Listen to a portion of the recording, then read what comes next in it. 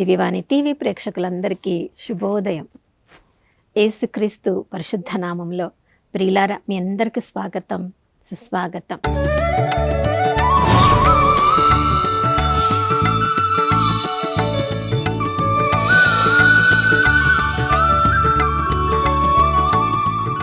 గడిచిన కాలమంతా కంటికి రెప్పలా కాచుకున్న ఆ దేవాతి దేవునికి పూర్ణ హృదయంతో, పూర్ణ ఆత్మతో, పూర్ణ శక్తితో వందనాలు తెలియచేద్దాం. నమ్మదగిన దేవుడు, విశ్వసనీయుడు, ఇంతవరకు మనల్ని కాచుకున్న దేవుడు ఈరోజు కూడా నూతన కృపావరాలని, నూతన ప్రేమను మనందరి మీద కుమ్మరించారు. ప్రియులారా, లోకంలో ఎప్పుడు ఎవరో మనతో ఉంటారు. వాళ్ళు మనం సహాయం చేసిన వాళ్ళు కావచ్చు, మన నుండి సహాయం పొందిన వాళ్ళు కావచ్చు, మన జీవితపు అనుభవం నుంచి వాళ్ళు నేర్చుకుంటున్న వాళ్ళు కావచ్చు, లేదా దేవుని కృపను బట్టి మనము ఉన్నత స్థానంలో, సంఘంలో, సమాజంలో, కుటుంబంలో ఉన్నప్పుడు మన వల్ల ఏదైనా అవసరం పడుతుందని మనతో వాళ్ళ యొక్క అవసరాలను బట్టి మనతో ఉన్నవాళ్ళు కావచ్చు. చూడండి, రాజకీయ నాయకులను చూసినప్పుడు వాళ్ళకున్న పేరు ప్రతిష్టల వలన ఎంతోమంది వాళ్ళని అనుసరిస్తూ ఉంటారు. కానీ నిజంగా జీవితపు అంతము వరకు వారితో ఉండే వాళ్ళని మనము చూడగలమా? చాలా తక్కువ మంది వాళ్ళ అవసరాలను తీర్చుకున్న తర్వాత ఎంతో పేరున్న వాళ్ళు కూడా తమ జీవితాల్లో ఒంటరితనాన్ని అనుభవించి ఉంటారు. చూడండి, దేవుని సేవలో గొప్పగా ఉపయోగింపబడుతున్న వాళ్ళు కూడా దేవుడు వాళ్ళకి ఇచ్చిన గొప్ప గొప్ప పరిశుద్ధాత్మ వరాలను, ఫలాలను బట్టి ఎంతోమందిని దేవుడు వాళ్ళ ద్వారా ఆశీర్వదించారు. ఎంతోమంది జీవితాలను సరియైన దారిలోనికి నడిపిస్తూ ఉంటారు. ఎంతోమందిని అనారోగ్యం నుండి స్వస్థతలోనికి నడిపిస్తూ ఉంటారు. అవన్నీ వరాలను, ఆ ఫలాలను పొందిన వాళ్ళు, ఎంతోమందికి సహాయం చేస్తున్న వాళ్ళు కూడా తమ జీవితాల్లో ఒంటరితనాన్ని అనుభవిస్తుంటారు. ప్రియులారా, మనుషులంగా మనతో ఎల్లప్పుడూ ఎవ్వరు కూడా ఉండరు. ప్రతి మనిషికి దేవుడు కొన్ని బాధ్యతలను ఇచ్చి ఉన్నారు. కుటుంబంలో చూడండి, పిల్లలు ఎప్పుడు తల్లిదండ్రులతో ఉంటారా? తల్లిదండ్రులతో ఎల్లప్పుడూ ఉంటే మరి చదువుకోవడానికి, తమ ఉద్యోగాలు చేయడానికి, ఆ బాధ్యతలను నెరవేర్చడానికి స్కూల్కో, కాలేజీకో, ఉద్యోగాలకు వెళ్ళాలి కదా. మరి తమకు పుట్టిన పిల్లలు ఎప్పుడు తమతో ఉండాలని తల్లిదండ్రులు కోరుకుంటే పిల్లల భవిష్యత్తు ఏమైపోతుంది?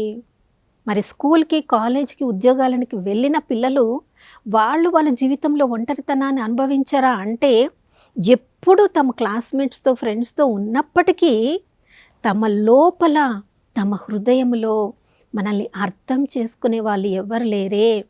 మన కష్టకాలంలో మనతో నిలబడే వాళ్ళు ఎవరు లేరే. మనం ఎలా ఉండాలని కోరుకుంటున్నామో ఆ పరిస్థితిని మనకు అనుగ్రహించడానికి ఈ లోకంలో ఎవరు లేరే అని, అలాంటి పరిస్థితులలో మనుషుల వైపు మనం చూస్తాం. ప్రియులారా, మనుషులు ఎవరు కూడా ఎప్పటికీ మనతో ఉండడము అసాధ్యం.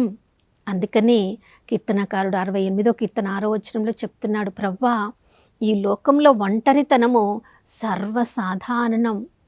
ఒంటరితనం అనే ఆ యొక్క బందీలుగా మేము అనుభవించినప్పుడు, ఆ పరిస్థితుల్లో మేము బందీలం అయిపోయినప్పుడు ఈ లోక మనుషులు ఎవ్వరు కూడా మాకు విడుదలను కలిగించరు. కానీ మాకు విడుదలను ఇవ్వగలిగిన సామర్థ్యం ప్రభా నీవు కలిగి ఉన్నావయ్యా. ఆ ఒంటరితనం అనే చెరసాలలో మేము ఉన్నప్పుడు ఎవరు మమ్మల్ని అర్థం చేసుకోకపోయినా మమ్మల్ని అర్థం చేసుకునే కృప నీ దగ్గర ఉంది ప్రభా అని కీర్తనకారుడు తన అనుభవాన్ని చెప్తున్నాడు. ప్రియులారా, మనందరి జీవితంలో కూడా ఎన్నోసార్లు మనం బిజీగా ఉంటాం, కానీ ఒంటరితనాన్ని అనుభవించిన ఆ పరిస్థితులు, ఆ అనుభవాలు కూడా మనలో ప్రతి ఒక్కరికి కూడా ఉంటాయి. మరి మనము ఒంటరితనాన్ని అనుభవిస్తున్నప్పుడు ఇతర మనుషుల వలె, ఈ లోకస్తుల వలె మనము కూడా మనుషుల వైపు చూస్తున్నామా? మన కుటుంబం వైపు చూస్తున్నామా? ఎవరైనా ఈ లోకంలో ఎవరైనా వచ్చి మనల్ని ఆదుకుంటారు అని ఎదురు చూస్తున్నామా? కానీ కీర్తనకారుడు చూడండి, 42వ కీర్తనలో చెప్తున్నాడు, సెలయేటి నీటి కొరకు దప్పిక కొన్న దుప్పి వలె ప్రవ్వా నేను నీ కొరకు ఆరాటపడుతున్నాను. కీర్తనకారుడికి సత్యం తెలుసు ప్రియులారా. మనుషులు ఎవ్వరు కూడా శాశ్వతంగా తనతో ఉండరని తెలుసు కాబట్టి, లోక అంత్యము వరకు నేను నీతో ఉంటానని వాగ్దానం ఇచ్చిన దేవుడు మాత్రమే నాతో ఉండగలడని ప్రభు కొరకు ఆరాటపడుతున్నాడు. 84వ కీర్తనలో కూడా చెప్తున్నాడు, ప్రభా అందరూ నన్ను ఒంటరిగా వదిలివేసినప్పుడు, నేను ఒంటరితనాన్ని అనుభవిస్తున్నప్పుడు నీ దేవాలయానికి వచ్చి నీ దర్శనాన్ని పొందాలని నా ఆత్మ ఆరాటపడుచున్నది. అవును ప్రియులారా, ఒంటరితనాన్ని దాని మీద మన దృష్టిని పెట్టవద్దు. మనుషులు అందరూ మనల్ని వదిలివేసినప్పుడు నిన్ను విడువను ఎడబాయనని వాగ్దానం ఇచ్చిన దేవుడి మీద మన దృష్టిని పెట్టగలిగితే ఆ ఒంటరితనం అనే ఆ పరిస్థితిని దేవుడు గొప్పగా వాడుకుంటాడు. మోషే జీవితాన్ని మనం చూసినప్పుడు మొదటి 40 సంవత్సరములు రాజగృహంలో ఉన్నాడు, తులతూగుతూ ఉన్నాడు, ధన రాసులతో తులతూగుతూ ఉన్నాడు, రాజరికంలో రాకుమారుడుగా పెరుగుతూ ఉన్నాడు, అన్ని విలాసాలలో ఉన్నాడు. కానీ ప్రియులారా, అప్పుడు దేవుని దర్శించలేదు. మరొక 40 సంవత్సరములు ఎడారిలో ఒంటరిగా జీవిస్తూ ఉన్నప్పుడు ఇక అతనితో మాట్లాడే వాళ్ళు ఎవరు, అతనితో కూర్చునే వాళ్ళు ఎవరు లేరు, అతని గురించి శ్రద్ధ వహించే వాళ్ళు ఎవరు లేదు, మనుషులుగా ఎవరు లేరు. కానీ సృష్టికర్త ఒంటరిగా ఉన్న మోషేతో కనిపించి మండుచున్న పొదలో తనను తానే దర్శింపచేయ కృపను అనుగ్రహించాడు. నా ప్రియ సహోదర సహోదరి, మనము ఒంటరిగా ఉన్నప్పుడు మనుషుల వైపు చూడకుండా మనల్ని సృజించిన సృష్టికర్త వైపు చూసినప్పుడు, మోషే హంతకుడే కావచ్చు, పారిపోయిన వాడే కావచ్చు, అయినప్పటికీ కూడా ఆ ఒంటరితనములో దేవుని యొక్క దర్శనాన్ని పొందినప్పుడు, జీవితము పూర్తిగా మార్చివేయబడినప్పుడు, చూడండి, దాసత్వంలో ఉన్న ఐగుప్తు జనాంగానికి తన యొక్క యూదా జాతిని, హెబ్రీ ప్రజను విడిపించడానికి కావలసిన శక్తియుక్తులను ఆ దేవుడే అనుగ్రహించాడు. ఆ నాయకత్వ లక్షణాలను ఇవ్వడానికి ఒంటరితనాన్ని దేవుడు ఉపయోగించుకున్నాడు. నా ప్రియ సహోదర సహోదరి, నీవు జీవితంలో నీవు ఒంటరితనాన్ని అనుభవిస్తున్నావేమో, అది ప్రతి ఒక్కరి జీవితంలో అది అనుభవము ప్రతి ఒక్కరికి కూడా ఉంటుంది.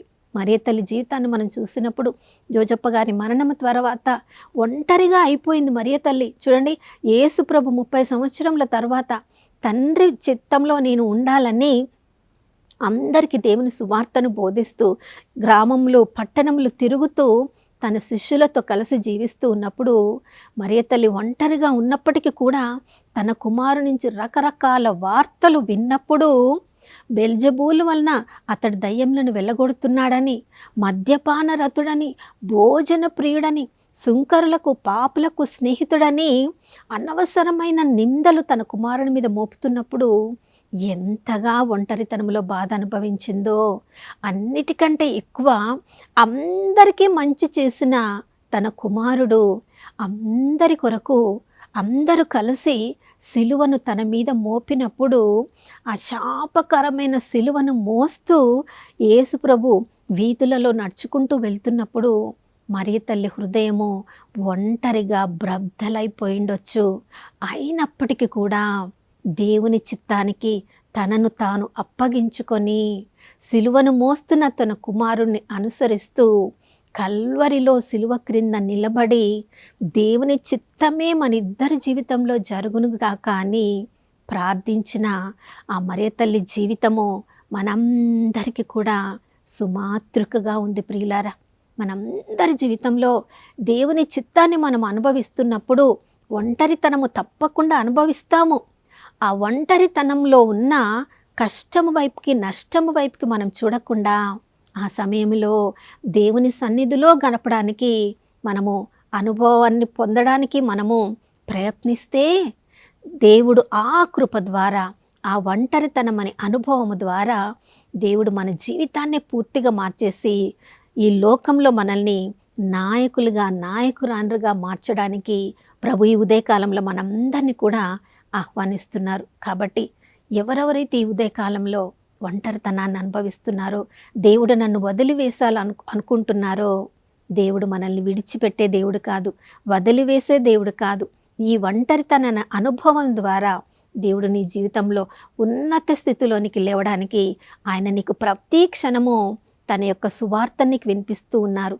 తన దర్శనాన్ని నీకు అనుగ్రహించాలని ప్రభువు వేచి ఉన్నారు. కాబట్టి ఈ పరిస్థితిని మనము నిరాశ పడకుండా ప్రభు యొక్క వాక్యముతో ప్రార్థనలో గడిపినప్పుడు ప్రభు యొక్క గొప్ప ఉన్నత స్థితిని పొందడానికి ఈ పరిస్థితిని మనమందరం కూడా ఉపయోగించుకుందాం.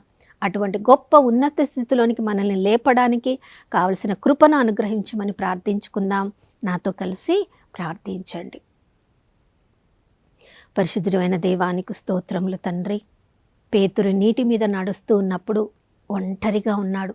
మిగతా శిష్యులందరూ ప్రభా వాళ్ళు పడవలో కూర్చుని జరుగుతున్నది ఏంటో వాళ్ళకు అర్థం కాక పేతురు ఎలా నీటి మీద నడవగలుగుతున్నాడు అని మాత్రమే ఆలోచిస్తున్నారు. కానీ ఒంటరిగా నీటి మీద నడుస్తున్న పేతురు మీ వైపు చూసినంత వరకు నిలకడగా నడవగలిగినాడు.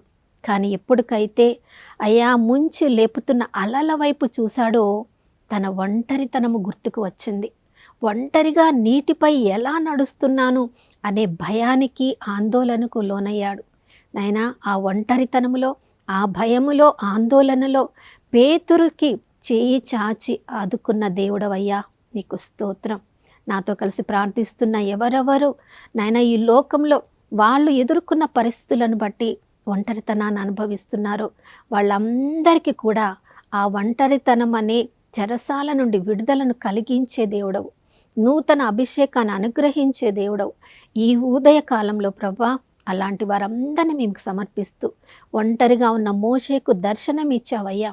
అటువంటి నీ దర్శన భాగ్యాన్ని పొంది నాయకులుగా లేపడానికి మేమందరము నాయన నీ కృపతో నింపబడినట్లు నాయన మా అందరినీ ఆశీర్వదించమని యేసయ్య పరిశుద్ధ నామములో అడిగి వేడుకొనుచున్నాము తండ్రి, ఆమేన్. ప్రియులారా, అపోస్తలుడైన పౌలు ఒంటరిగా చెరసాలలో ఉన్నప్పుడు తన ఒంటరి జీవితాన్ని చూసి బాధపడలేదు. ఎన్నో సంఘాలకు లేఖలు రాసి తను దృఢపడడం కాకుండా ఎంతోమందిని ఆధ్యాత్మికంగా దృఢపరిచారు. మన ఒంటరితనాన్ని ప్రభువులో గడుపుదాం, ఎంతోమందిని ప్రభువులో దృఢపరేలా చేద్దాం. మరొక నూతన శుభోదయములో మనం అందరం కలుసుకునే వరకు దివ్యవాణి టీవీని వీక్షిస్తూ ఉందాం. ప్రభువు మనతో ఉన్నారు.